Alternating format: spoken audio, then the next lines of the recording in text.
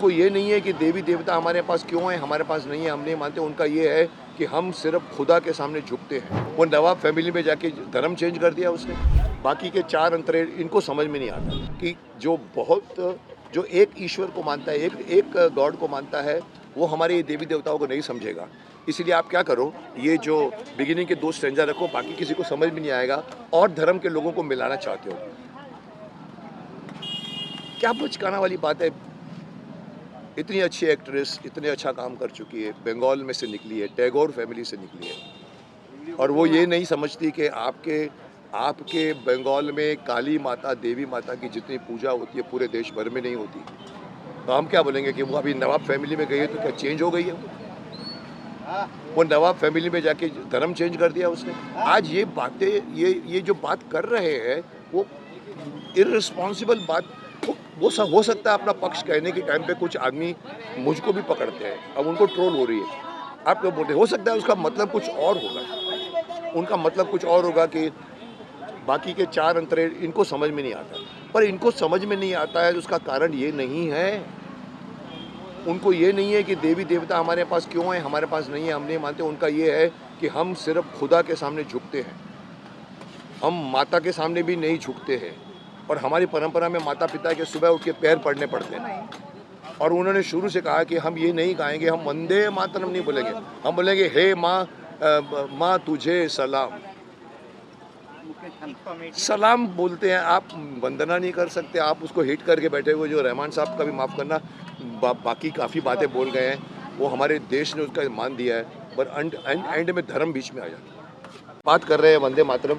देखिए, वंदे मातरम भी एक ऐसा इशू है जो खामखा का तूल दिया गया है उसको, मेरी बातों को वायरल कर दिया गया है। मैंने अभी बीच में एक बात डाली थी कि जनगण गण जो है नेशनल एंथम, वो मेरे देश की नेशनल एंथम नहीं हो सकता। वो गाया गया था उस वक़्त जब जॉर्ज पंचम थे, या उस ज़माने में जब ब्रिटिश एम्पायर था, हम गुलाम थे।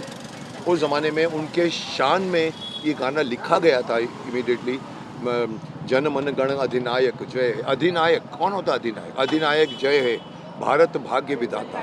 मतलब आप हमारे भारत के भाग्य विधाता हैं। पंजाब, सिंध, गुजरात, मराठा, ये सब आपको यश कर रहे हैं, जय हो जय हो जय हो। ये मीनिंग अगर एक हिंदी जानने वाला भी अगर सोचेगा, तो अगर ये हमारे भारत माता के लिए है या अगर झंडे के लिए है, तो भारत माता और झंडा वो देश के भाग्य विधाता नहीं होती, हम उनको अपना प्रतीक मानते हैं। तो जो वंदे मातरम गाना जो है, जिसमें हम मातरम झुक के कहते हैं कि हे माँ, हम तुम्हें वंदना करते हैं, जन मन गण अधिनायक को छोड़िए, वंदे मातरम, सुजलाम सुफलाम मलयज शीतलाम, मातरम वंदे मातरम। मैं चाहता हूँ कि ये हमारे देश का नेशनल एंथम बन जाए। और इतने सालों से जो हमने अंग्रेजियत भी झेली, अंग्रेज़ चले गए लेकिन अंग्रेज़ी छोड़कर गए, आज भी हम अंग्रेज़ी में पढ़ना अपनी महत्ता समझते हैं। बाबू लोग अपने लोगों को ऑक्सफोर्ड भेजते हैं। अरे साहब, यहाँ पर नालंदा यूनिवर्सिटी थी, यहाँ पर पुराण है, वेद है, गुरुकुल है। 9 लाख गुरुकुल में से 7 लाख गुरुकुल जला दिए गए थे उस ज़माने में। सो ये एक अगर विदेशों ने किया है, तो हम हमारे देश के जो नेता हैं, हमारे देश के, ये क्यों आपस में लड़ते रहते हैं? उसको हटाओ, उसकी कुर्सी खींचो। 4.5 साल उसमें निकल जाते हैं, 6 महीने बचते हैं तो हाथ जोड़ के खड़े होते हैं, वोट फॉर अस, वोट करते हैं, हम मूर्ख बन के फिर वोट करते हैं, फिर वही 4.5 साल तक वो ऐसे खड़े रहेंगे और जनता ऐसी खड़ी रहेगी, मेरे को ये करना है, नहीं हो रहा है, हट जाओ, लाइन में हट जाओ, बोल जाओ। अरे साहब, वो हमारे सेवक बनकर आते हैं, नेता बनकर, कभी लीडर, कभी भी हमारा राजा बनकर नहीं आते। मुझे ये थोड़ी शिकायत रही है कि क्यों नहीं हम अपने देश के युवाओं, अभी देखिए एक छोटी सी बात बन गई है, युवाओं की समस्या नीट को लेकर। कॉकरोच पार्टी, कॉकरोच ऐसी चीज़ है, जब घर में आती है तो हम उसको पकड़ के उठा के फाड़ फेंक देते हैं। किसी भी घर में, किसी भी वर्ल्ड में कहीं भी देखो, कॉकरोच को कभी सत्कार नहीं किया जाता। यहाँ हम लोगों ने कॉकरोच पार्टी को क्यों पनपने दिया, जिसका मकसद नीट पार्टी के प्रॉब्लम सॉल्व करने को नहीं है।